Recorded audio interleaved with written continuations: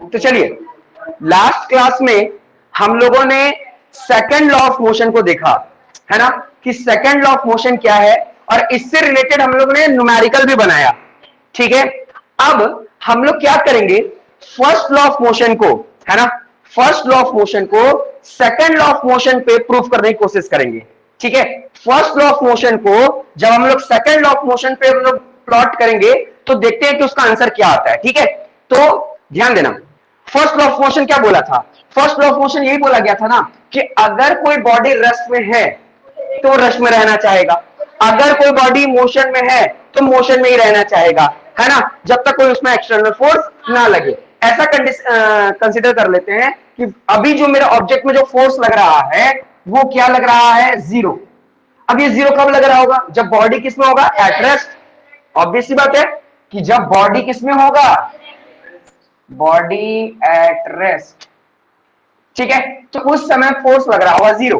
ठीक है, ये तो अब देखो, फर्स्ट लॉ ऑफ मोशन क्या बोलता है कि अगर बॉडी रेस्ट में है तो किसमें रहना चाहेगा, रेस्ट में रहना चाहेगा। अगर बॉडी मोशन में है तो किसमें रहना चाहेगा, मोशन में रह जाएगा। कब तक, जब तक उसमें कोई एक्सटर्नल फोर्स ना लगे। अभी हम लोग एक्सटर्नल फोर्स नहीं लगाएंगे, जब एक्सटर्नल फोर्स नहीं लगाएंगे तो ऑब्जेक्ट में पहले भी जो फोर्स लगेगा वो 0 न्यूटन का लगेगा, और बाद में भी किसका लगेगा, 0, क्योंकि हम उसमें एक्सटर्नल फोर्स नहीं लगा रहे हैं। तो ये पहला हो गया हमारा, पहला, है ना। सेकंड लॉ ऑफ मोशन क्या बोलता है, देखो सेकंड लॉ ऑफ मोशन या तो होता है F equal to M A, है ना, और या इसी चीज को हम कैसे लिख सकते हैं, F equal to M bracket में V minus U by T. बोलो लिख सकते हैं कि नहीं, याद करो ये A जो था, ये A, ये कहां से आ रहा था, V minus U by T से तो आ रहा था, एक्सेलरेशन से। समझ में आ रहा है ना, ठीक है। अब देखो अब यहां पर ध्यान देने वाली बात क्या है, ध्यान देने वाली बात यह है कि F का वैल्यू किसके बराबर है, 0। तो क्या मैं F की जगह 0 लिख सकता हूं, equal to M V minus U by T. ठीक है, मैं एकदम तोड़ करके बताऊंगा ताकि अच्छे से समझ में आ जाए। ये दोनों आपस में क्या हो रहा है, डिवाइड हो रहा है। जब ये टी इधर जाएगा तो क्या हो जाएगा, मल्टीप्लाई, तो 0 into T equal to M bracket में v माइनस यू। बोलो सही लिखा हूं कि गलती, अच्छा कोई भी नंबर को 0 से मल्टीप्लाई करो या डिवाइड करो 0 ही हो जाएगा। तो यहां पर ये क्या हो जाएगा, 0, क्योंकि t को जब कोई भी नंबर से मल्टीप्लाई, t के अंदर कोई भी नंबर था, मान लो 1 2 10 कुछ भी होता, अगर इनटू करेंगे 0 से तो 0 ही हो जाएगा। ठीक है, तो अब मेरे पास क्या बचा, एम वी माइनस यू। बोलो यहां तक समझ में आ रहा है कि नहीं। एक और स्टेप देखो, ये दोनों आपस में क्या हो रहा है, मल्टीप्लाई, उधर देखे क्या हो जाएगा, डिवाइड, तो 0 divided by M equal to V minus you.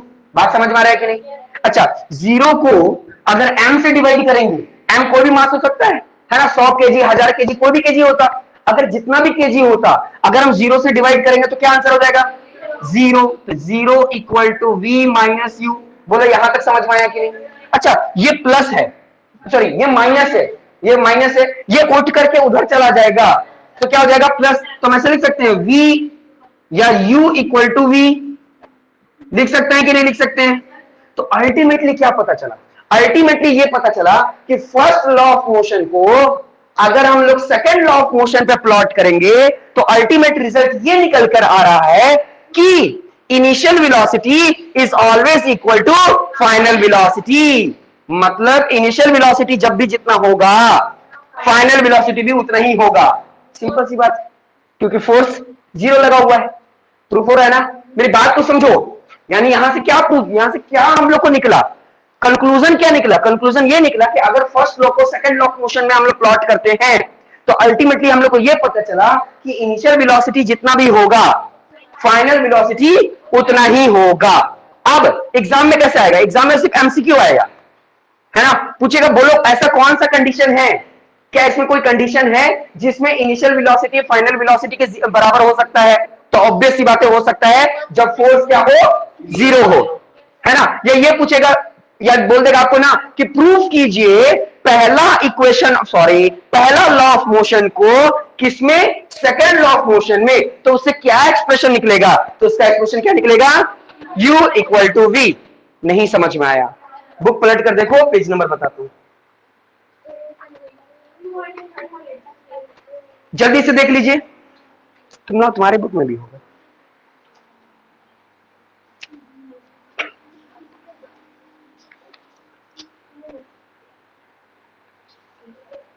उसमें देख लो, इसको भी दिखा देगा।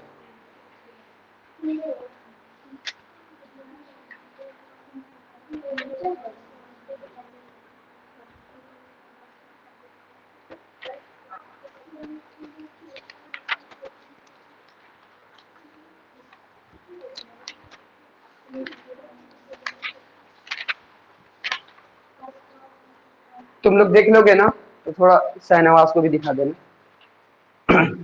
नहीं आ रहा तो फिर से बोलो, हम बता देंगे। हाँ बोलो।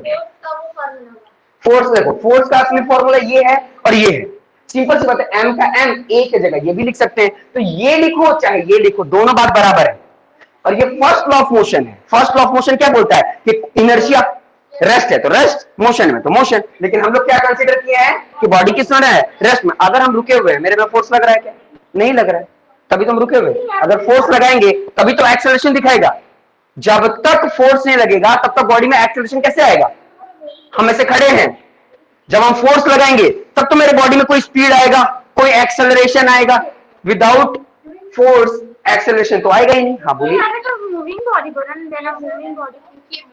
अगर यहाँ पे क्या बोला, अगर बॉडी मूव कर रहा है तो वो मूव ही करता रहेगा, अगर रुका हुआ है तो वो रुका ही रहेगा। उस समय तो फोर्स जीरो ही होगा ना। कौन सा बोलो? हाँ बोलो, कहां दिक्कत हो रहा, बोलोगे तब तो।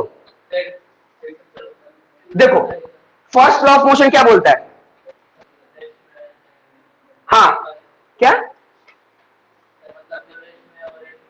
हाँ, और जो मोशन में है कब तक? हाँ, तो अभी हम लोग क्या मान लिए हैं? रेस्ट में है। तो रेस्ट है जो बॉडी, अगर बॉडी रेस्ट में तो उसमें फोर्स लग रहा है? नहीं लग रहा है। तो फोर्स नहीं लगने को क्या मानते हैं हम? जीरो, है ना। ये फर्स्ट हो गया हमारा, ये हमारा फर्स्ट लॉ ऑफ मोशन हो गया। ये हमारा सेकंड लॉ ऑफ मोशन है। या तो ये समझ लो और या तो ये समझ लो। सेकंड लॉ ऑफ मोशन में बताया था ना क्या होता है? Force equal to mass into acceleration. तो एफ का एफ इक्वल टू एम का ए के जगह पर हम लोग ये भी लिख सकते हैं। समझ में आ रहा है? लिख सकते हैं। अच्छा, हम लोग ये जान गए थे कि एफ किसके बराबर है? जीरो के। तो एफ के जगह पर क्या लिख देंगे? जीरो। इक्वल टू की जगह इक्वल टू मास, ये सब तो वैसे लिख दिए। अब ये दोनों आपस में क्या हो रहा है जी? डिवाइड हो रहा है। तो जब ये इधर जाएगा तो क्या हो जाएगा? देखो मल्टीप्लाई, जीरो को किसी भी नंबर से मल्टीप्लाई करो, जीरो ही आएगा। ये वैसे ही लिखा गया। अब ये दोनों आपस में क्या हो रहा है? मल्टीप्लाई। इधर आके क्या हो जाएगा? समझ में आ रहा है? जब कोई भी नंबर को किसी भी जीरो से अगर मल्टीप्लाई करो या डिवाइड करो क्या आ जाएगा? Zero. Zero equal to V minus U हो गया। ये माइनस में उठ करके इधर आ गया तो क्या हो गया? प्लस। तो अल्टीमेटली हम लोग को एक सिचुएशन मिल गया। क्या मिला? कि initial velocity is always equal to final velocity. बात समझ में आया? यू और वी का नहीं, इक्वल होगा, लेकिन कोई जरूरी कि जीरो ही हो। यहां ये बोला जा रहा है। क्यों नहीं होगा? वही तो हम लोग पढ़ रहे हैं। ऐसा हो ही नहीं सकता। अगर तुम्हारा इक्वल नहीं आ रहा है इसका मतलब तुम्हारा सॉल्यूशन गलती है। ये तो हम लोग प्रूफ कर लिए ना। बात समझ में आ रहा है कि नहीं आ रहा है? ठीक है, ये आ गया ना, ये टॉपिक आ गया। अब हम लोग थर्ड लॉ ऑफ मोशन को पढ़ सकते हैं। ठीक है, अगर कोई लिखना चाहते हो तो लिख सकते हो। वैसे यही चीज तुम्हारे बुक में भी दिया हुआ है स्टेटमेंट के साथ। मैं विदाउट स्टेटमेंट बताता हूं, ठीक है, लेकिन याद रखना एग्जाम में आपको स्टेटमेंट के साथ बताना है। ठीक है, स्टेटमेंट आपको लिखना बहुत जरूरी है।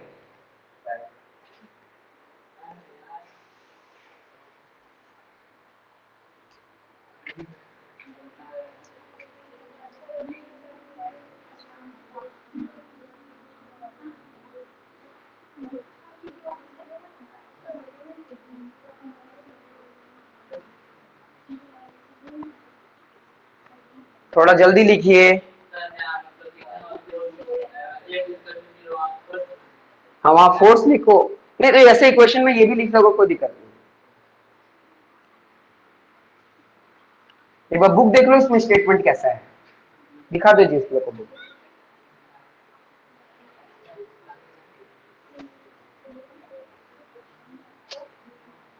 टॉपिक क्या है? Proving first law of motion in second law of motion.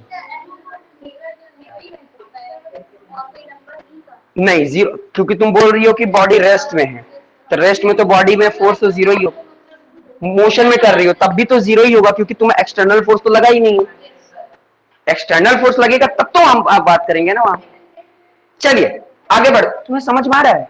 ठीक है, चलिए अब हम लोग दो लॉ ऑफ मोशन पढ़ चुके थे, अब हम लोग थर्ड लॉ ऑफ मोशन पढ़ेंगे।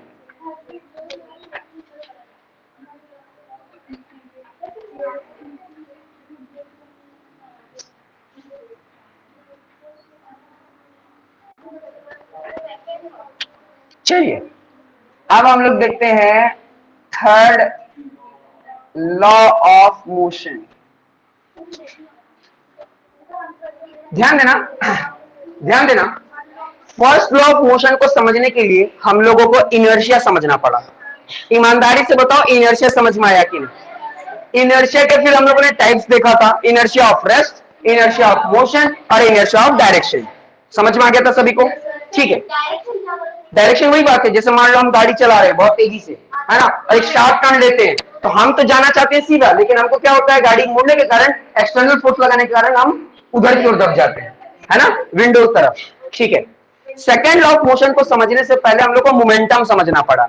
मोमेंटम से हम लोग को पता चल गया कि आखिर फोर्स और मास और एक्सेलरेशन का क्या रिलेशन है, जो कि पता चला कि फोर्स का रिलेशन मास के साथ डायरेक्टली है, और फोर्स का जो रिलेशन है एक्सेलरेशन के साथ वो भी डायरेक्टली है। तो हम लोग को निकल गया F equal to M into A. अब थर्ड लॉ ऑफ मोशन क्या कहता है, ध्यान देना, थर्ड लॉ ऑफ मोशन बोलता है कि every action is equal and opposite reaction. अब इसका कहने का मतलब क्या है, ध्यान देना, थर्ड लॉ ऑफ मोशन क्या बोलता है, थर्ड लॉ ऑफ मोशन बोलता है कि कभी भी कोई एक बॉडी, अगर कोई भी एक बॉडी जब दूसरे बॉडी पर क्या लगाए, फोर्स लगाए, मैं फिर से बोल रहा हूं ध्यान देना, जब एक बॉडी दूसरे बॉडी पर जब फोर्स लगाएगा तो उसी समय दूसरा बॉडी भी पहले बॉडी पर इक्वल फोर्स लगाएगा। कैसा फोर्स लगाएगा? इक्वल फोर्स लगाएगा, लेकिन दोनों का फोर्स का जो डायरेक्शन होगा वो अपोजिट होगा। अब इसी को शॉर्ट फॉर्म में क्या लिखा जाता है, लिखा जाता है every action is equal and opposite reaction. यहां बस ध्यान देना, यहां पे यही बोला कि मान लो कि मेरे पास एक कोई बॉडी है ना, और ये दूसरा बॉडी है ना, ध्यान से मेरी बात को समझना। अगर एक बॉडी जिसका मास 1 है, दूसरा बॉडी जिसका मास 2 है, ये इस पे अगर फोर्स लगा रहा है तो उसी समय ये भी उस पे फोर्स लगाएगा। तो सब पूछेगा कितना लगाएगा, तो लगाएगा इक्वल, और पूछेगा कौन से डायरेक्शन में, तो दोनों लगाएंगे अपोजिट डायरेक्शन में, क्योंकि देखो इसका डायरेक्शन किधर फोर्स लगाने का, इसका डायरेक्शन है किधर फोर्स लगाने का। बात समझ में आ रहा है? इसी को हम लोग क्या कहते हैं, इसी को हम लोग कहते हैं एक्शन रिएक्शन पेयर। ये सब जेई मेंस में एग्जाम में पूछता है, समझ में आया? जेई मेंस जानते हो, साइंस का जो बच्चा होगा, है ना, नीट तो होता है इसके लिए, बायोलॉजी के लिए, इंजीनियरिंग के लिए बहुत इंपॉर्टेंट होता है जेई का एग्जाम। उसमें इस तरह का क्वेश्चन बहुत पूछता है, क्यों? क्योंकि यहीं से आप पढ़कर आ रहे हो, ये फाउंडेशन है आपका। तो जो बच्चा साइंस का, स्पेशली मैं बता रहा हूं, उसको ये सब बात और ध्यान से समझना होगा।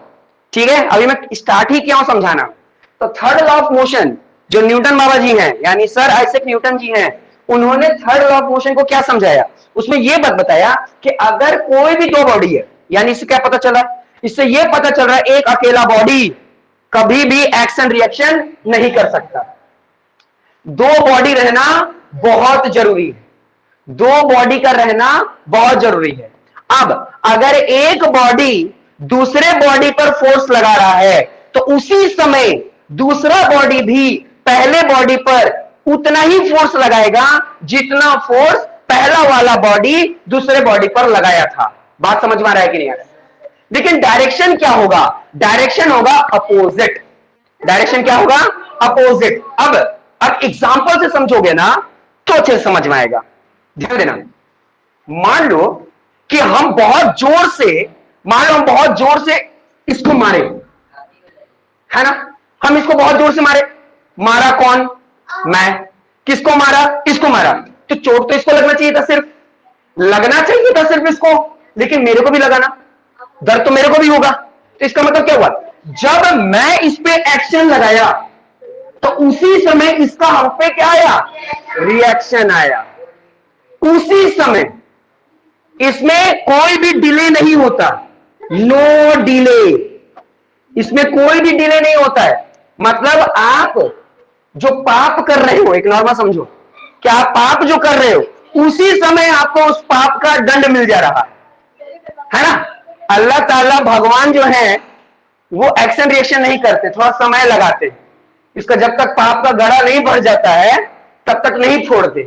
लेकिन एक्शन रिएक्शन वाला क्या करता है कि जिस समय आपने गलती की उसी समय आपको उसका रिजल्ट मिल जाता है। जनरली बात करूं तो सऊदी अरब में, अगर तुम लोग जानते होगे तो तुम लोग को पता होगा कि वहां किसी तरह का गलत एक्टिविटी करते हो, सुबह किए रात रात तक आपको क्लियर कर दिया जाएगा, है ना, किसी भी तरीके से, या तो जिंदगी से निकाल दिया जाएगा या तो देश से निकाल दिया जाएगा, है ना। तो कहने का मतलब क्या है कि वहां पर डिले नहीं होता।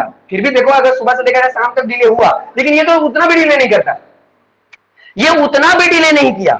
यानी हर एक्शन का क्या होता है, रिएक्शन होता है। अब इसमें दो तीन चीज बात समझने की जरूरी है। सबसे पहली बात कि एक्शन रिएक्शन के लिए दो लोगों का होना बहुत जरूरी है, दो लोग। अब जैसे अगर एक्शन रिएक्शन हुआ तो मेरा हाथ था और ये बोर्ड था, तो ये दो लोग थे ना, तभी एक्शन रिएक्शन हुआ। मेरा अपना हाथ अकेले में ही एक्शन रिएक्शन नहीं कर सकता। कोई पर्सन या टीचर क्या होता है, जब किसी बच्चे को एक चाटा मारते हैं तो बच्चे के गाल में तो चोट लगता ही है, लेकिन उनके हाथ में भी चोट लगता है। क्यों? क्योंकि यहां पर क्या हुआ कि जिस एक्शन से उन्होंने उसके गाल पे मारा उसी समय उस एक्शन का क्या हुआ, रिएक्शन। तो वही बात है, अगर कभी टीचर तुमको मारे या तुम्हारे पापा में मारे तो मारने के बाद पापा को बोलना आप तो एक्शन कर दिए, उसका रिएक्शन मिला आपको भी, और वो एकदम इक्वल मिला होगा, वो भी एकदम क्या मिला होगा, अब इक्वल मिला। अब यहां पर बच्चे मेरे से क्या क्वेश्चन पूछते हैं, बच्चे क्वेश्चन पूछते हैं कि सर पापा मेरे को गाल में मारे। अभी आप बोल रहे हैं कि every action and reaction has equal magnitude, मतलब एक्शन और रिएक्शन का जो मैग्नीट्यूड होता है वो इक्वल होता है। यानी पापा ने मुझे मेरे गाल पे मारा, तो यानी जितना जोर से पापा ने मेरे को मारा उतने ही जोर से तो पापा के हाथ में भी लगना चाहिए था। लेकिन ऐसा तो नहीं महसूस होता, ऐसा नहीं महसूस होता, इसलिए क्योंकि आपके गाल का स्किन यानी आपके चिक का जो स्किन है और आपका जो हैंड का जो स्किन है उन दोनों में जमीन आसमान का फर्क है। समझ में आ रहा है? हाथ का जो स्किन है वो थोड़ा सा थिक होता है और जो हमारे चिक का जो स्किन है, गाल का जो स्किन है वो थोड़ा सा थिन होता है। इसलिए थिन पर हम लोगों को महसूस ऐसा होता है कि हमको ज्यादा जोर से लगा, लेकिन लगा हुआ होता है इक्वल। मेरी बात समझ में आ रही है?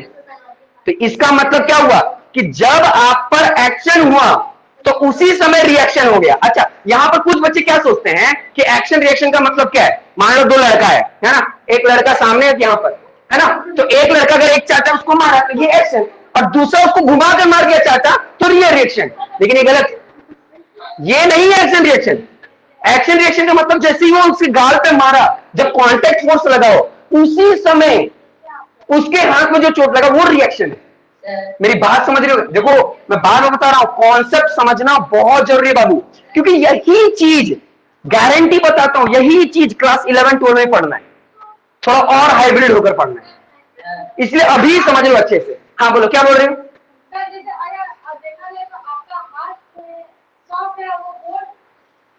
हाँ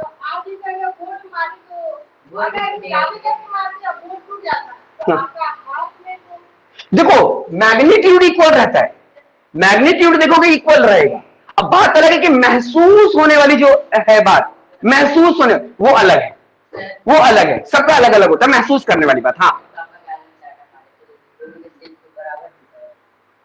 क्या? हाँ तो मैग्नीट्यूड तो इक्वल होगा। बात समझ रहे हो कि नहीं? बात समझ में आ रहा है कि नहीं? तो एक बात देखो क्या है, पहली बात की थर्ड लॉ ऑफ मोशन के लिए दो ऑब्जेक्ट का रहना बहुत कंपलसरी है, ठीक है, जिसको हम लोग एक्शन रिएक्शन पेयर बोलते हैं।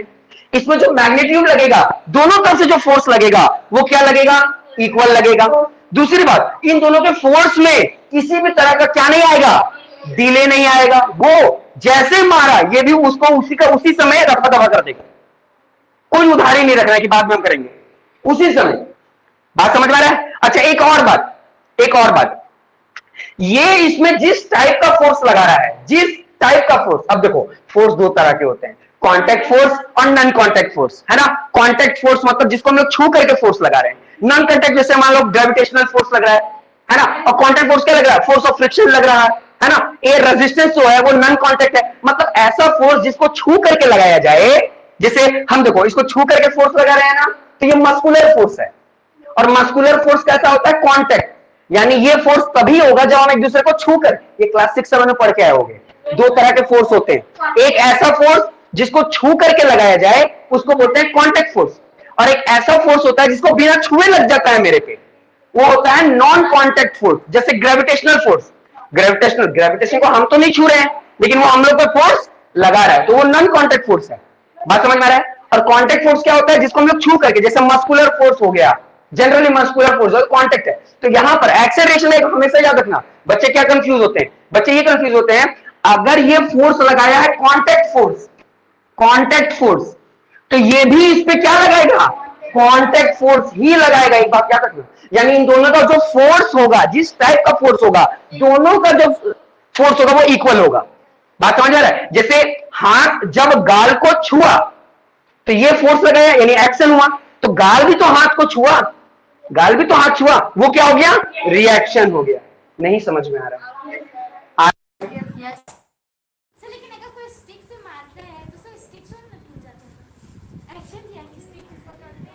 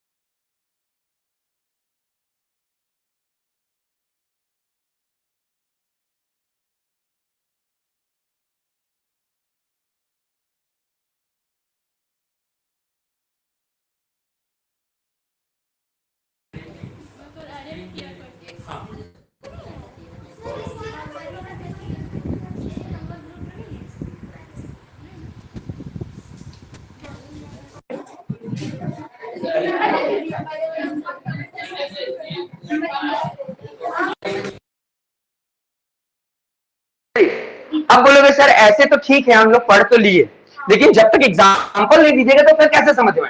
तो चलो एग्जांपल से समझते हैं। मान लो कि मेरे पास बंदूक है, मतलब हाँ, मान लो गन है, गन के अंदर क्या लिखा हुआ है, बुलेट, है ना, गोली है। तो जब गोली को हम लोग फायर करते हैं, जब ट्रिगर को दबाते हैं तो क्या होता है, ध्यान देना। ट्रिगर को जैसे दबाते हैं तो तुम कभी ऑब्जर्व करना, चाहे AK-47 लेकर कोई खड़ा है, चाहे माउजर लेकर खड़ा है, या और भी कोई भी वो गन का टाइप लेकर खड़ा है, जब वो फायर करता है ना, तो देखना जब गोली आगे की ओर जाता है तो उसका हाथ पीछे की ओर आ जाता है ना, पीछे की ओर आता है। तो ऐसा क्यों होता है? ऐसा इसलिए होता है क्योंकि जो बंदूक का जो गोली है वो कहां जाता है, आगे की ओर, है ना। और वो बंदूक क्या करता है, जब एक्शन करता है तो इस बंदूक का क्या हो जाता है, रिएक्शन। मतलब गोली करता है एक्शन और बंदूक क्या करता है, रिएक्शन उसी समय। उसे जब गोली ऐसा नहीं है कि गोली निकला आधा घंटा पहले उसके बाद ये पीछे जाएगा, ऐसा नहीं, उसी समय हो जाता है, नो डिले। समझ में आ रहा है? कोई भी, और इसका मतलब क्या हुआ कि इसमें क्या लगता है, एक्शन रिएक्शन। और जितने तेजी से गोली निकलता है, जितने तेजी से गोली निकलता है उतने तेजी से बंदूक पीछे की ओर आता है। बात समझ में आ रहा है? या रॉकेट का एग्जांपल ले लेते हैं, है ना, रॉकेट का एग्जांपल लेते हैं। हम लोग देखते हैं कि अगर जो रॉकेट है ना, रॉकेट जो है वो रॉकेट ऊपर की ओर कैसे उठता है, तो रॉकेट क्या करता है, उसका जो फोर्स है, ये नीचे की ओर गैस जो उसका है, ठीक है, हाइड्रोजन गैस, है ना, वो क्या लगता है, बहुत तेजी से कहां लगता है, नीचे की ओर लगता है। ये क्या लगाया, एक्शन लगाया। तो इसी के रिस्पॉन्स में जो लैंड है यानी ये जमीन है वो उस पर क्या लगाता है, अपवर्ड डायरेक्शन में फोर्स लगाता है, जो कि क्या होता है, एक्शन और रिएक्शन। इसका अरेंज किया जाता है, ऊपर की ओर चला जाता है। बात समझ में आ रहा है? हम लोग चल पा रहे हैं, हम लोग चल पा रहे हैं, वो भी क्या है, एक्शन रिएक्शन, वो भी क्या है, एक्शन रिएक्शन। ध्यान देना क्या होता है, देखो ध्यान देना, जब हम लोग दौड़ रहे होते हैं, है ना, या फिर हम लोग देखना कभी ऑब्जर्व करना कि अगर हमारे पास ऐसे मान लो कि ये बोट है, ठीक है, और ये शोर है, ठीक है, ये शोर है, ठीक है, तो अगर तू तुम लोग को शोर नहीं पता, किनारा, ठीक है, तो ध्यान देना कोई पर्सन क्या होगा, है ना, कोई पर्सन अगर यहां पर खड़ा था लेकिन अचानक से दौड़ते दौड़ते यहां कूदता है, दौड़ते दौड़ते अगर कूदता है तो तुम लोग ऐसा ऑब्जर्व करोगे कि ये जो बोट है ना वो पीछे क्यों जा रहा है, क्यों, क्योंकि ये जो पर्सन था, ये जो पर्सन था वो कहां फोर्स लगाया, आगे की ओर। ये जितना फोर्स लगाया आगे की ओर उतना ही फोर्स कहां लगा, पीछे की ओर। Every action is equal and opposite reaction. बात समझ में आ रहा है कि नहीं आ रहा है, बात समझ में आ रहा है? और देते हैं, जैसे मान लो बैलून का एग्जांपल लेते हैं, ठीक है ना, बैलून को हम लोग फुलाते हैं, उसका जैसे छोड़ते हैं तो बैलून ऊपर की ओर जाने लगता है, क्यों, क्योंकि उसके अंदर का जो एयर होता है ना वो नीचे की ओर धक्का लगाता है। तो जब नीचे की ओर धक्का लगाता है तो नीचे वाला जो सरफेस है वो उस पर ऊपर का फोर्स लगाता है, इसलिए वो कुछ देर तक के लिए ऊपर रह जाता है। बात समझ में आ रहा है? अगर हम देखो, मान लो कि क्या होता है कि कोई इंसान क्या करे, किसी दीवार से उसको कोई ऐसे धक्का दे दे उसको, तो धक्का देने के बाद क्या होगा, धक्का देने के बाद वो उस दीवार से टकरा के वापस पीछे आ जाएगा। तो ऐसा क्यों हो रहा है, क्योंकि वो जितना फोर्स लगाया उस वॉल पर, वॉल भी उसको उतना ही फोर्स लगा दिया। बात समझ में आ रहा है? यानी कोई पर्सन यहां से उसको ऐसे धक्का लगाया तो जितना फोर्स वो पर्सन लगाया था तो वो इंसान जब उस वॉल पर टकराएगा तो वॉल भी उस पर उतना ही न्यूटन का क्या लगा देगा, फोर्स लगा देगा। Every action is equal and opposite reaction. बोलो समझ में आ रहा है? यानी किसी भी दो ऑब्जेक्ट में जब इक्वल फोर्स लगता है तो उसको हम लोग एक्शन रिएक्शन पेयर कहते हैं। बोलो सर, गैस बलून होता है सर, वो तो ऊपर की ओर जाता है, तो सर उसमें रिएक्शन किधर होता है? नीचे की ओर। सर, वो कैसे है? आप उसको सिंपल सी बात है, एयर पूरे एटमॉस्फेयर में भर भर के है, ये पूरे एटमॉस्फेयर में, तो जब वो नीचे की ओर फोर्स लगाता है तो वो जो एयर लोग हैं वो लोग मिलकर के उसको फोर्स ऊपर की ओर लगा रहे हो। बात समझ में आ रहा है? अगर हम लोग खड़े हैं, अगर हम लोग खड़े हैं तो हम लोग फोर्स कहां लगा रहे हैं, अगर हम लोग खड़े हैं तो फोर्स लगा रहे हैं जमीन पर, हम लोग फोर्स लगा रहे हैं जमीन पर, तो जमीन कहां फोर्स लगा रहा होगा, हमारे पैरों पर। कुछ समय बाद हमारा पैर क्या होने लगता है, दर्द देने लगता है। तो क्यों दर्द देने लगता है, क्योंकि जितना ज्यादा फोर्स हम लोग जमीन पे लगा रहे हैं उतना ही फोर्स जमीन हमारे पैर पे लगा रहा होता है, इसलिए हमारा पैर क्या देने लगता है, दर्द। अच्छा एक और बात, अभी तुम लोग देख खड़े हो ज्यादा देर तक तब थोड़ा ज्यादा दर्द देता है, लेकिन अगर क्या करो, क्या करो, थोड़ा सा छत पे चले जाओ, अब हम नहीं बोलेंगे छत से कूद जाओ, लेकिन अगर मान लो कि ज्यादा हाइट नहीं आपके छत का, वैसा वाला कोई छज्जा वज्जा है कोई है, उस पर चले जाओ, और जब कूदोगे ना तो अपने पैर के बल पे कूदो। तो तुम तो ऐसा ऑब्जर्व करना कि जब कूदोगे तो पूरा का पूरा एक्सेलरेशन के कारण तुम्हारा फोर्स उस जमीन पर पड़ेगा, और जितने तेजी से जमीन पर पड़ेगा उतने ही तेजी से जमीन बोलेगा तू मेरे को इतना तेजी से मारा ना, मैं भी तेरे को उतनी ही तेजी से मारूंगा, तो वो उसके पैर में उतनी ही तेजी से चोट लगेगा, इसलिए उसका पैर थोड़ा सेंसेशन करेगा, झंझनाने लगेगा, दर्द करने लगेगा। बोलो समझ में आया कि नहीं? तो उसमें न्यूटन बाबा का कौन सा लॉ लग रहा है, थर्ड लॉ लग रहा है, every action is equal and opposite reaction. बोलो समझ में आया कि नहीं आया? 1 मिनट का टाइमिंग है, पढ़ लो, नहीं समझ में आ रहा तुरंत पूछो। क्या क्या? स्विमिंग। देखो अब स्विमिंग कैसे होता है, अगर हम लोग स्विमिंग कर रहे हैं, ठीक है, कोई मान लो कि ड्राइविंग कर रहा है, ऐसे ड्राइव कर रहा है, तो वो क्या करता है, अपना हाथ नीचे की ओर मारता है, जब वो हाथ नीचे की ओर मारता है तो पानी उसको ऊपर की ओर धक्का देता है, इसी को बोलते हैं बायोंट फोर्स। इसको क्या बोलते हैं, बायोंट फोर्स, और प्रिसाइज होकर बोले तो इसको बोलते हैं बायोंसी। ये पढ़ोगे कब, ये पढ़ोगे आर्किमिडीज प्रिंसिपल में, बहुत अच्छे समझ में आ जाएगा। जब ग्रेविटेशन पढ़ेंगे ना तो हम लोग पूरा बायोंट फोर्स बायोंसी पूरा पढ़ेंगे। मतलब इसमें क्या होता है कि जब कोई स्विमर पानी में जब वो जाता है तो जब वो फोर्स नीचे की ओर लगाता है तो अब क्या होता है, पानी उसको ऊपर की ओर धक्का देता है, और जब वो अपने आप को आगे की ओर धक्का लगाता है तो पानी उसको पीछे की ओर धक्का लगाता है, मतलब दोनों अपोजिट डायरेक्शन लगाते हैं। बात समझ में आ रहा है? तो ये भी क्या होता है, law of third law of motion को फॉलो कर रहा है। सर इसमें तो उंगली से कहां लगेगा? क्या? एक्शन और अपोजिट, मतलब कि एक्शन और रिएक्शन कहां होगा? तुम बताओ कहां लगेगा? उंगली में लगेगा, दोनों में लगे इसमें। ये फोर्स लगा है इधर, तो ये इसको और लग गया रिएक्शन। सुनो, एकदम सिंपल चीज है, मेरे उंगली में भी दर्द नहीं हो रहा है, ठीक है। अब मैं यहां पर ऐसा फोर्स लगाया, कुछ देर तक रखूंगा, क्या मेरा हाथ दर्द देगा? क्यों लग रहा है? क्योंकि मैंने फोर्स इधर लगाया, लेकिन ये बोर्ड भी तो मेरे को फोर्स लगा रहा है, तभी तो मेरा हाथ दर्द देने लग गया, मेरा उंगली दर्द देने लग गया। तो जितना फोर्स मैं लगाया उतना ही मेरे को वापस कर दिया। बात समझ में आया? तभी दर्द देता है। हाँ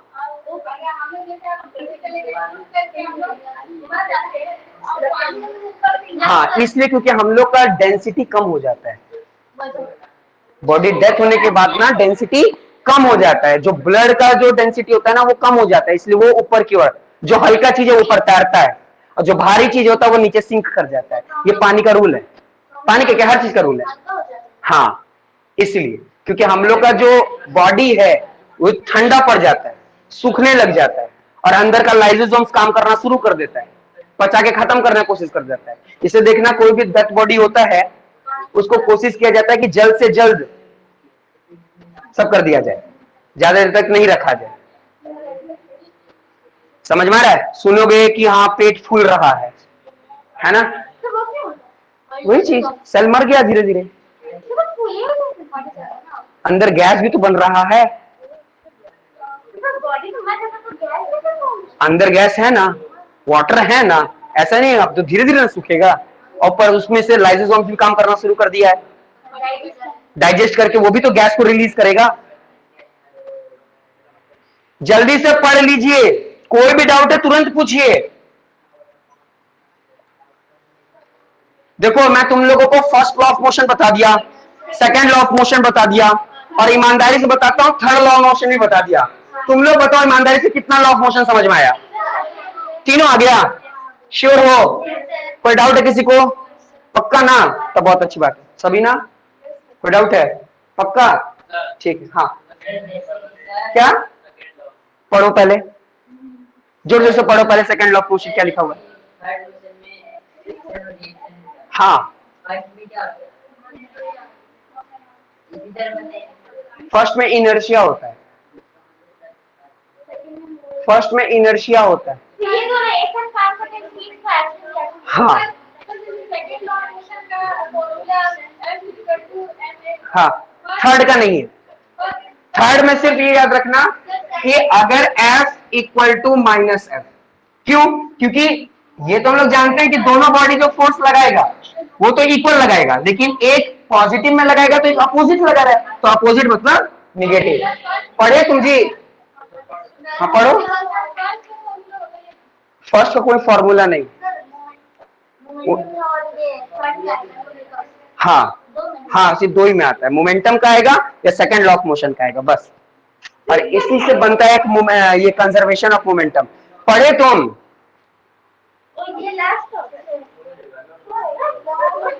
तुमको मिला नहीं, कहां पर है?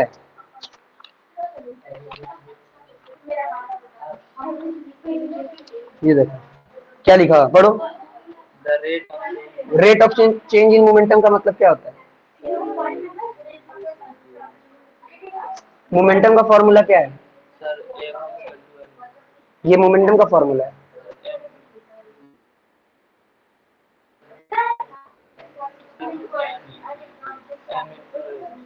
ये है मोमेंटम का फॉर्मूला, याद नहीं है तुमको? P equal to M into V. Change in momentum बताए थे, चेंज इन मोमेंटम का मतलब क्या है? mv माइनस mu, और रेट लग जाएगा तो नीचे क्या लग जाता है? टाइम।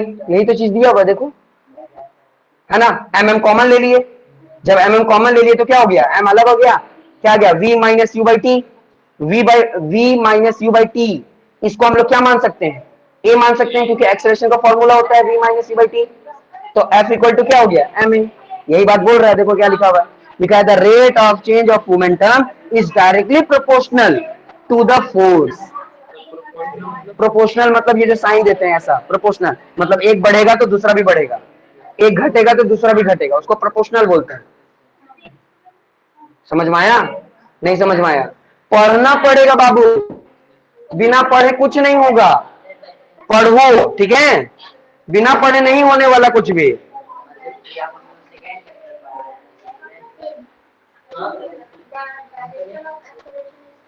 चलिए ये वाला समझ में आ गया सभी को, third law of motion clear हो गया ना।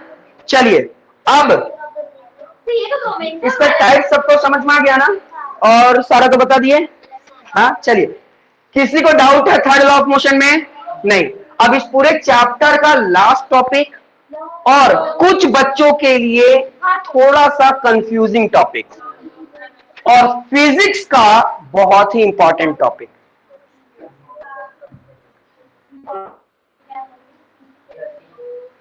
इसका डेरिवेशन भी आता है, ध्यान देना। हाँ, सारा डेरिवेशन मेंशन किया गया।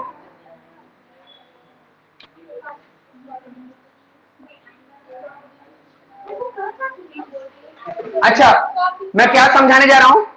मैं समझाने जा रहा हूं कंजर्वेशन ऑफ मोमेंटम। अब ये है क्या, ध्यान देना, इसका कहने का मतलब क्या है, लास्ट टॉपिक है, ध्यान से समझ लो बाबू। इसका डेरिवेशन भी आता है, थोड़ा ध्यान से समझोगे ना आराम से समझ जाएगा, उतना कॉम्प्लिकेटिव नहीं है। नहीं पता बच्चे क्यों इसको कॉम्प्लिकेटिव बोलते हैं, देखो अब तुम लोग समझने की कोशिश करो, फिर देखेंगे, तुम लोग से पूछेंगे तुम लोग के लिए किसके दिमाग में ये कॉम्प्लिकेटिव बना। ध्यान देना, कभी तुम लोग कोई ऑब्जर्व किए हो, ध्यान देना, सिर्फ ऑब्जर्व किए हो कि नहीं, ध्यान देना। मान लो ये मेरा रोड था, ठीक है, एक कार था जिस कार का नाम था कार ए, ठीक है, ठीक है, फिर दूसरा कार था मान लो कार बी, और इन दोनों के बीच की दूरी सपोज दैट ऐसा मान लो कि 5 मीटर का था। कितने मीटर का था? इधर हाँ, 5 मीटर का था, ठीक है। कुछ समय बाद क्या हुआ, देखो कुछ समय बाद क्या, मान लो कि दोनों चल रहे थे, दोनों एक ही डायरेक्शन में चल रहे थे, है ना, और दोनों का स्पीड भी सेम था, ऐसा एज्यूम करो, ऐसा एज्यूम करो, ठीक है। अब क्या हुआ, हुआ ये कि 30 सेकंड के बाद, कुछ समय के बाद ऐसा हुआ कि इसने ब्रेक मार दिया, बी वाले ने क्या मार दिया, ब्रेक, और ए वाले ने ब्रेक नहीं मारा। तो क्या हुआ, इन दोनों के बीच में क्या होगा, कॉलिजन होगा, कॉलिजन हो जाएगा। कॉलिजन होने के बाद ऑब्जर्व करोगे, क्या ऑब्जर्व करने वाली बात है, ये बहुत इंपॉर्टेंट बात है कि टक्कर होने के बाद इन दोनों का जो मीटर होगा, डिस्टेंस होगा, वो सेम हो जाएगा। अब ध्यान देना, मेरी बात को मैं समझा रहा हूं। इस चीज को समझाने के लिए पहले समझो, पहले ध्यान से समझो। बस कैरम बोर्ड है, ठीक है, यहां डाइस है, यहां स्ट्राइकर है, ठीक है, थोड़ा कैरम बोर्ड बड़ा बनाता हूं।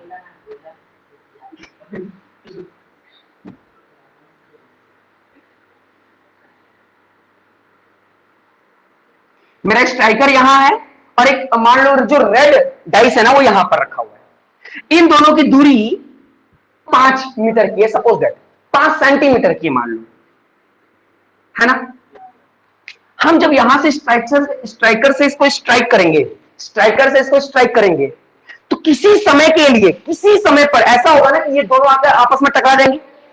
टकराने के बाद क्या महसूस होगा, टकराने के बाद ये महसूस होगा कि एक समय बाद ये वाला इसकी जगह पर आ जाएगा, है ना, ये वाला ये ए और ये बी, ए वाला बी की जगह पर आ जाएगा, और बी वाला उतना ही दूरी 5 मीटर दूरी के दूरी में चला जाएगा। कभी ऑब्जर्व कियो ऐसा, कभी ऐसा ऑब्जर्व कियो नहीं कियो, तो दिक्कत है। ध्यान देना, कभी तुम तक दिखना, मान लो एक और एग्जांपल देकर बताता हूं, मान लो गाड़ी खड़ा है, ठीक है, एक गाड़ी खड़ा है, पीछे से कोई गाड़ी आकर आकर उसको ठोक दिया। तो जैसे गाड़ी ठोका तो वो गाड़ी जहां पहले गाड़ी रुका हुआ था, जो पहले गाड़ी जहां रुका हुआ था, पीछे वाला जब गाड़ी आकर उसको ठोका तो पीछे वाला गाड़ी यहां पर आकर रुक गया और आगे वाला गाड़ी उतना ही आगे चला गया। कभी ऑब्जर्व किया ये वाला बात? कभी ये ऑब्जर्व कियो? क्या ऑब्जर्व कियो तुम लोग? कभी ठोका ठोकी नहीं देखे हो?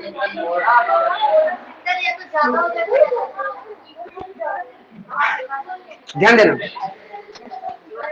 कंजर्वेशन ऑफ मोमेंटम क्या बोलता है?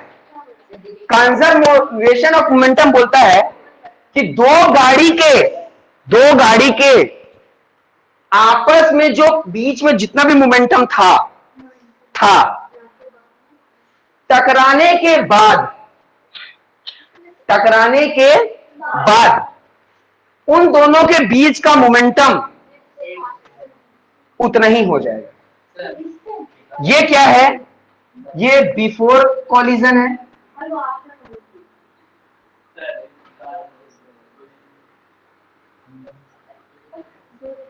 ये कॉलिजन है और ये आफ्टर कॉलिजन है।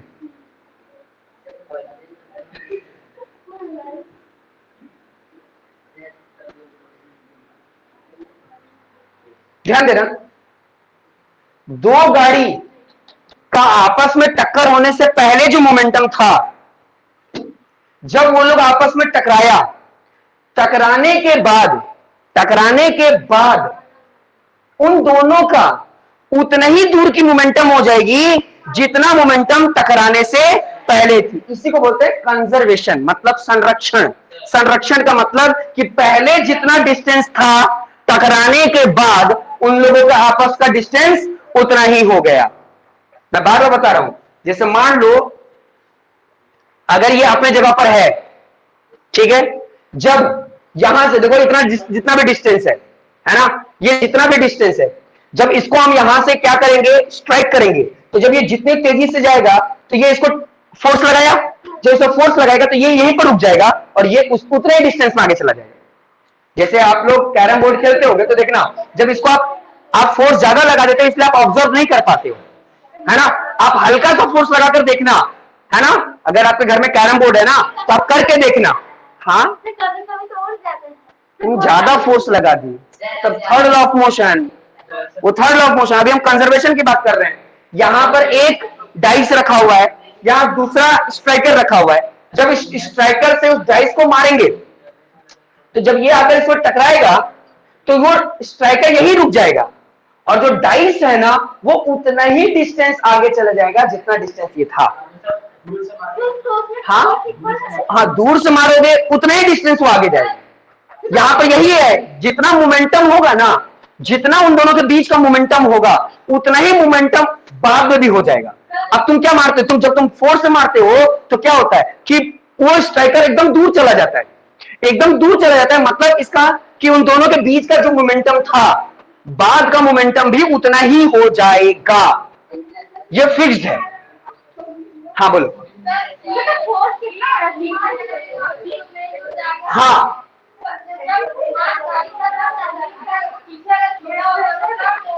हाँ, हाँ, वो होगा। अभी यहाँ पर अभी हम सिर्फ समझाने के लिए कोशिश कर रहे हैं। यहाँ हम कहें ये मास दोनों का इक्वली है, मास दोनों का इक्वली है। चलो एक और बात बताते हैं। एक लोहा है, दो लोहा है मेरे पास इक्वल वेट का, दो लोहा है इक्वल वेट का, दोनों को हम बांध दिए एक रस्सी से, हार्ड रस्सी से बांध दिए। मेरी बात को ध्यान समझ रहा, ठीक है। दो था, यहां पर एक और था इस तरीके से, ठीक है, ऐसा था।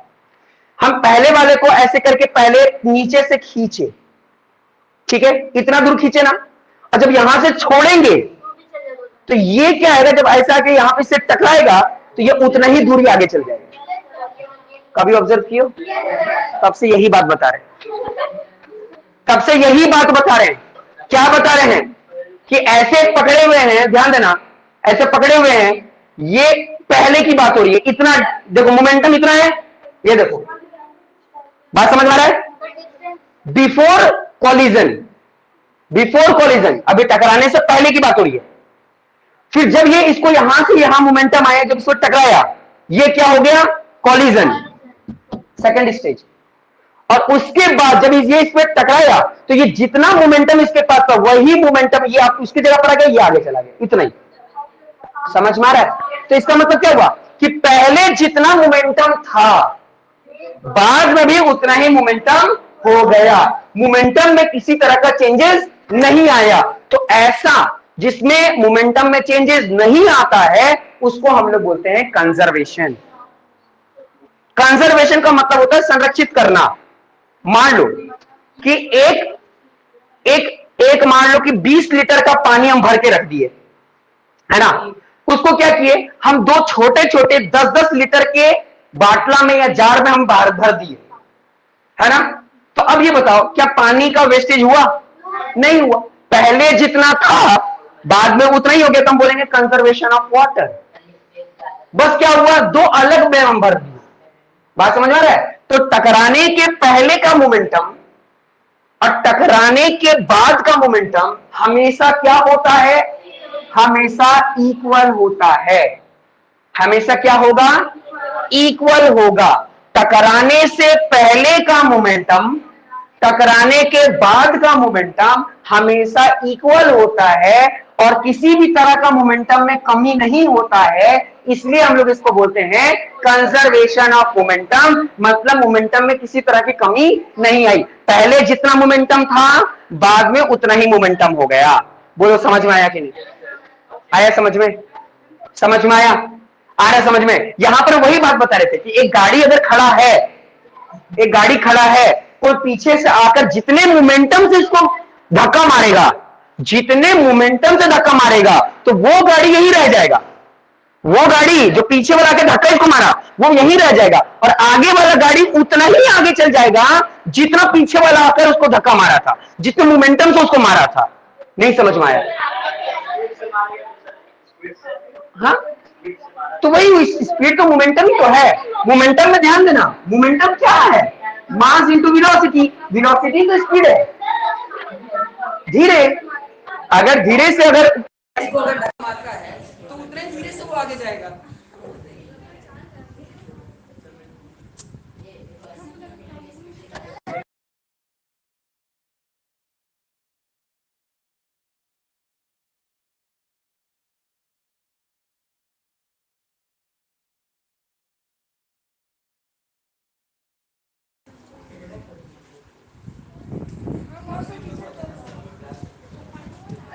इतना बात समझ में आया? ठीक है, अब इसका डेरिवेशन समझते हैं। यही है पूरा फिगर। कभी भी याद रखना, एग्जाम में अगर आया तो 5 नंबर में आएगा, उससे नीचे आ ही नहीं सकता। 5 नंबर से नीचे आ ही नहीं सकता ये। समझ में आ गया? 6 नंबर कैसे दे दिया गया इसको? 5 नंबर से नीचे नहीं। अब देखो इसी को समझाने के लिए मैं क्या कर रहा हूँ, तो बनाने के लिए मेरे को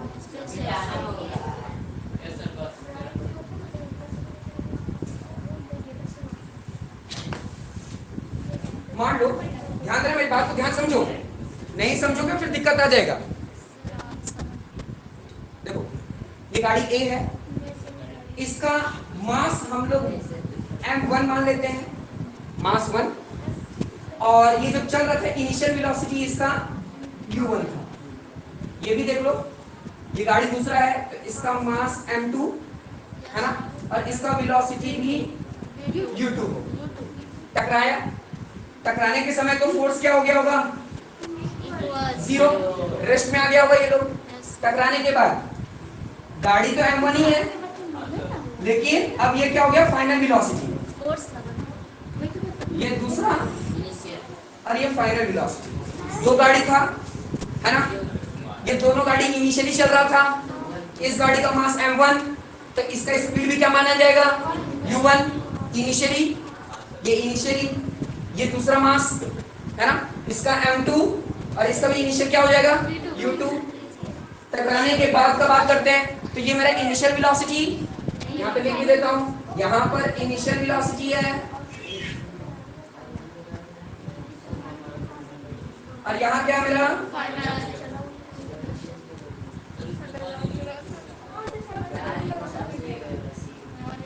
तुम्हें समझ में आया? तुम लोगों को समझ में आ रहा है? हाँ, तुम लोगों को समझ में आ रहा है? तुम लोगों को हाँ बोलो क्या कौन सा बताओ बताओ क्या नहीं समझ में आ रहा है बताओ तब तो। ये गाड़ी है, इस गाड़ी का कोई मास होगा तो इस गाड़ी के मास को क्या मानेंगे m1 जितना भी केजी होगा, तो टकराने के बाद भी तो केजी तो उसका उतना ही ना होगा कि कुछ दूसरा हो जाएगा, उतना ही होगा। ये दूसरा गाड़ी है, इसका मास m2 है, टकराने के बाद मास तो उतना ही रहेगा ना। अच्छा गाड़ी जब चल रहा था, पहले चल रहा था तो उस समय की वेलोसिटी क्या होगी? इनिशियली ना होगी। तो इनिशियल वेलोसिटी को हम लोग, क्योंकि पहला गाड़ी ये भी इनिशियल वेलोसिटी है, ये भी इनिशियल वेलोसिटी है, दोनों इनिशियल वेलोसिटी है। जब दोनों इनिशियल वेलोसिटी है तो इसको भी हम लोग u1 मान लिए, इसको u2 मान लिए। यहाँ पर फाइनल वेलोसिटी की बात हो रही है, टकराने की बाद की वेलोसिटी, बाद की वेलोसिटी, तो इसलिए इसको v1 मान लिए, इसको v2 मान लिए। नहीं समझ में आया? तुमको आ रहा है कि नहीं आ रहा है? ठीक, अब देखो ध्यान देना, अब हम मोमेंटम की बात कर रहे हैं, ध्यान देना, मोमेंटम की बात कर रहे हैं। तो अगर मैं बात करता हूं मोमेंटम ऑफ बॉडी m1, ठीक है, या बॉडी A, अगर A का मोमेंटम देखा जाए, है ना, तो पहले वाले का मोमेंटम देखेंगे तो क्या हो जाएगा? मोमेंटम क्या होता है? P equal to m into v, यही ना होता है? तो m क्या होगा? m1 u1। बोलो समझ पा रहे कि नहीं? अगर हम मोमेंटम की बात करें ऑफ बॉडी B, तो B की बात करें तो इसका क्या हो जाएगा? m2 u2। बोलो समझ में आ रहा है कि नहीं आ रहा है? ठीक है। आफ्टर कोलिजन, ये बिफोर था, ये बिफोर था, और हम आफ्टर मोमेंटम बात करेंगे अब, ठीक है, आफ्टर। तो इस समय मोमेंटम देखा जाए, मोमेंटम ऑफ बॉडी, तो इसका क्या हो जाएगा? बोलो समझ में आ रहा है कि नहीं आ रहा है? अच्छा, फिर अगर हम बॉडी बी की बात करेंगे,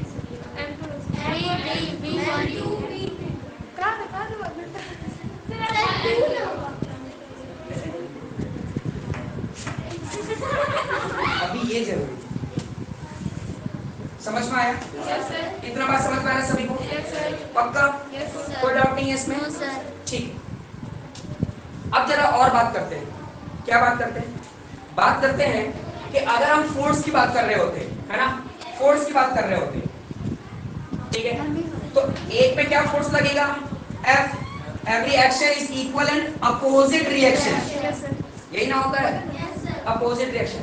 तो पहले का, अगर हम पहले वाले का मोमेंटम देखें तो पहला वाले के पहले के साथ होगा, क्योंकि फोर्स निकालने का फॉर्मूला क्या होता है? फोर्स निकालने का फॉर्मूला होता है change in momentum, change in momentum. तो यहाँ चेंज इन मोमेंटम, मान लो चेंज इन मोमेंटम क्या हो जाएगा?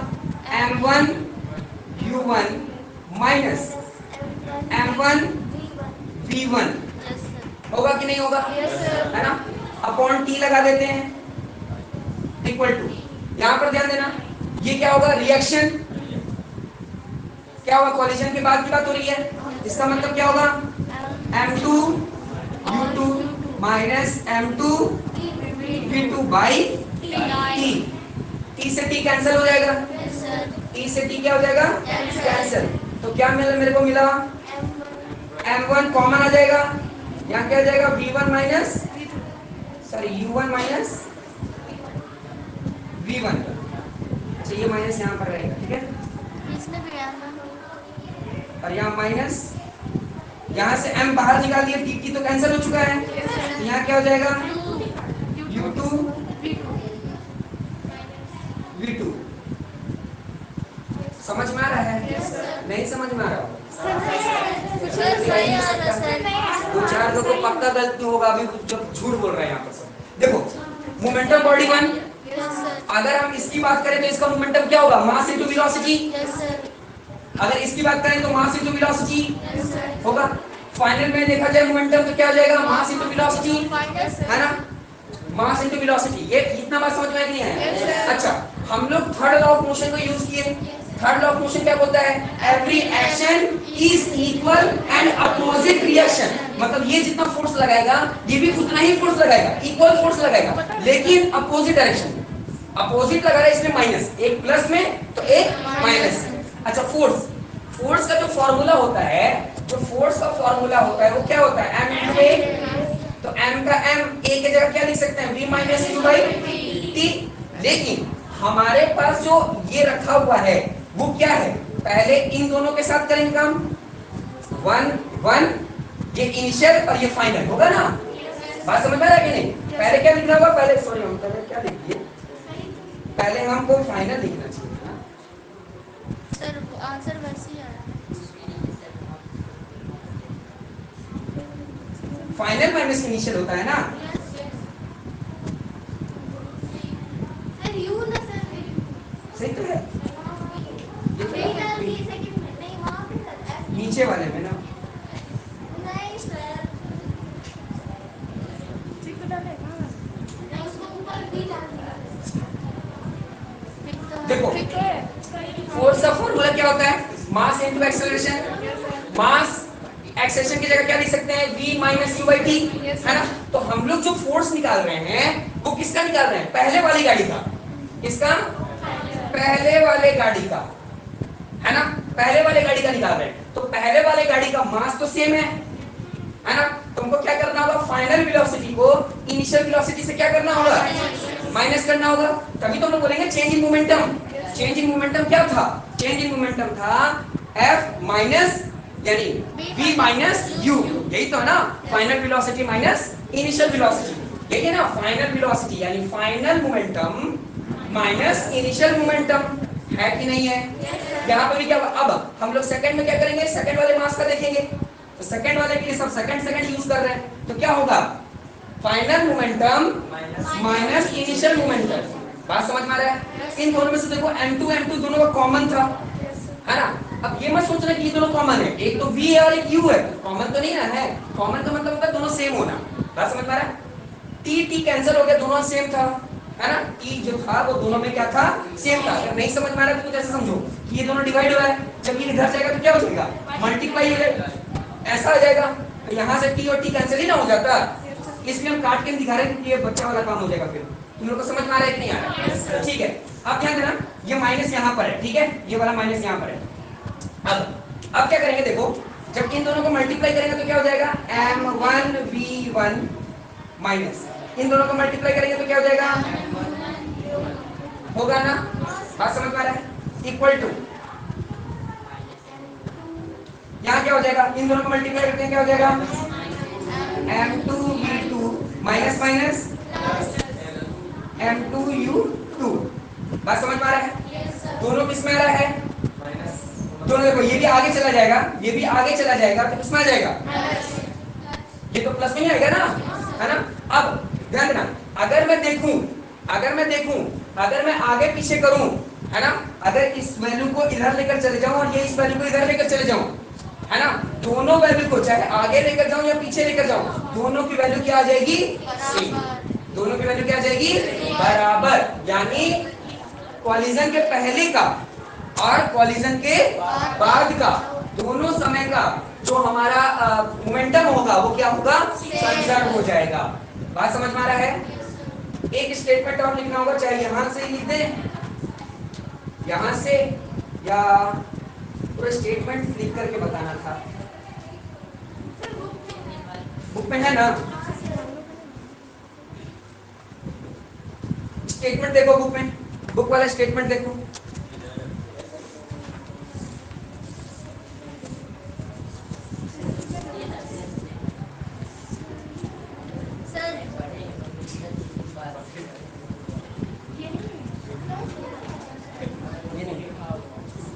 एक दिन का और क्लास होगा, ये देखो,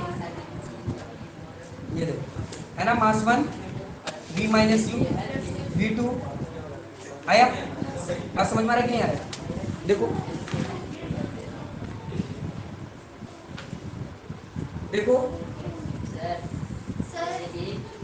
देखो ध्यान देना, ध्यान देना, बुक देखोगे, बुक में देखो यहाँ पर साफ साफ लिखा हुआ है, जैसे हम यहाँ पर लिखा हुआ है ना फोर्स 1, इसका फोर्स 1, इसका क्या लिखे हैं फोर्स 2, है ना।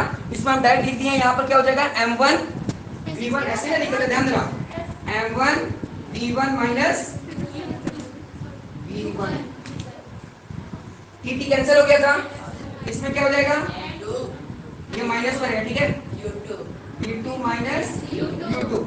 समझ में आ रहा है कि नहीं आ रहा है? देखो जल्दी समय ऐसा दिया हुआ है कि नहीं, देखो उसके बाद क्या किया, देखो उसके बाद टी कैंसिल कर दिया, अब दोनों को क्या कर दिया मल्टीप्लाई कर दिया, दोनों को क्या कर दिया है मल्टीप्लाई, यहाँ पे भी हमें मल्टीप्लाई कर रहे हैं, तो इन दोनों को मल्टीप्लाई करेंगे तो क्या हो जाएगा m1 v1 plus minus minus m1 u1 equal to, अच्छा अब इन दोनों को देखो, ये माइनस में ये प्लस में, minus plus minus m2 v2 minus minus plus m2 u2। बोलो समझ में आ रहा है कि नहीं आ रहा है? समझ में आ रहा है ना।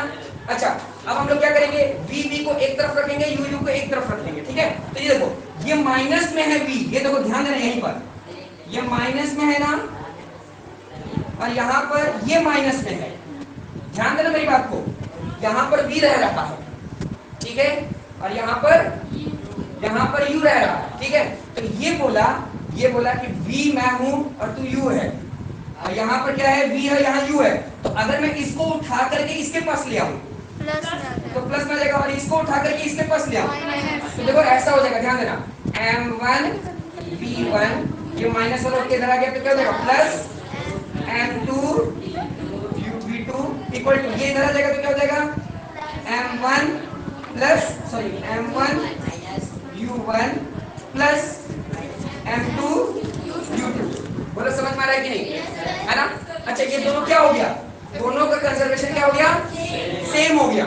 अच्छा यहाँ पर देखो दोनों v है, इसका मतलब फाइनल, और मास के साथ मल्टीप्लाई हुआ है, इसका मतलब हो सकते हैं फाइनल मोमेंटम, यहाँ पर देखो दोनों u है, u का मतलब क्या हो गया इनिशियल, और दोनों किससे मल्टीप्लाई हो रहा है मास से, तो इसका मतलब क्या हो गया ये इनिशियल मोमेंटम। तो इससे क्या पता चला, इससे ये पता चला कि टकराने के पहले और टकराने के बाद अगर इन दोनों के मोमेंटम को ऐड करें तो दोनों क्या आएगा इक्वल आ जाएगा, इसी को बोलते हैं कंजर्वेशन ऑफ मोमेंटम। और यही था पूरा का पूरा डेरिवेशन, जो कि कहां से यूज हुआ, third law of motion, third law of motion. बोलो समझ में आया कि नहीं, समझ में आया?